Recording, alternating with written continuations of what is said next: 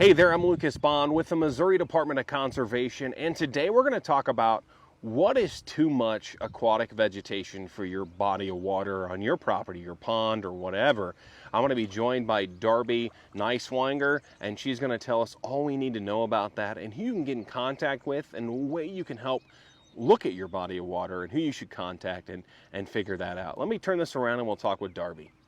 Okay, Darby, so we get a lot of questions from people about, hey, what is too much aquatic vegetation? And I've got some stuff in my pond that it seems to be taking over. Sure. How can I get rid of it? Yep. And so forth. So can you kind of give us some hints or tips on how we can get information on that? Sure, yeah, that's probably our number one question that we get about ponds, especially in late summer, is my pond looks ugly. There's so much moss. A lot of times people have this, what they call moss. Well, this actually what people usually have that they don't like because it is unsightly.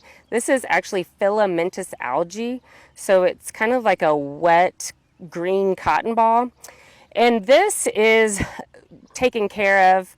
Grass carp will not eat this unless they're absolutely starving. So putting grass carp in a pond does not take care of this filamentous algae.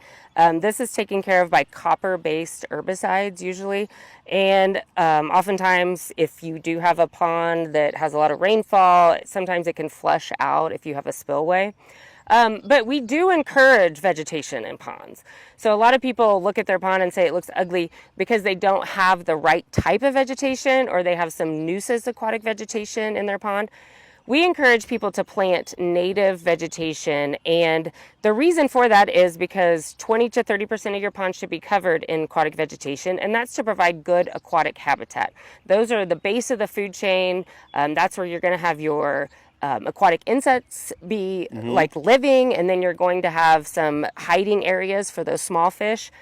And we do want you to plant native plants. We don't want a pond to look like this. There's no habitat here for fish to survive in.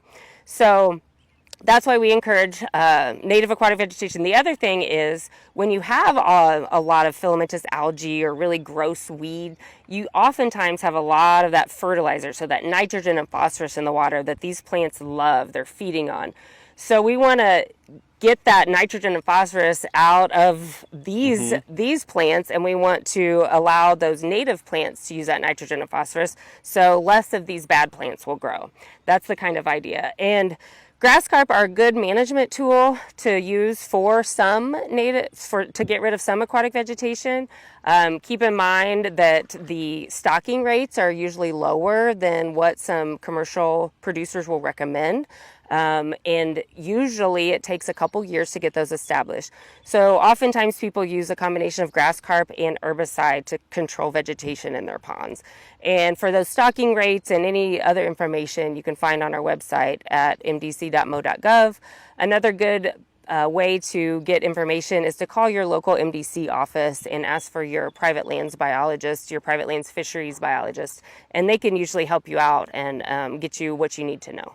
All right, thank you so much, Darby. I appreciate it. And to echo again what she said, big questions we get on this every year, and I think it's important to get in contact, like she said, with your local private lands fisheries biologist or your biologist in general there in your county, to have them come out and take a look at your pond, your body of water, and they can give you some recommendations and provide you with some great information of what you can do to help that aquatic vegetation issue, adding more aquatic vegetation, or what you should do to help your problem.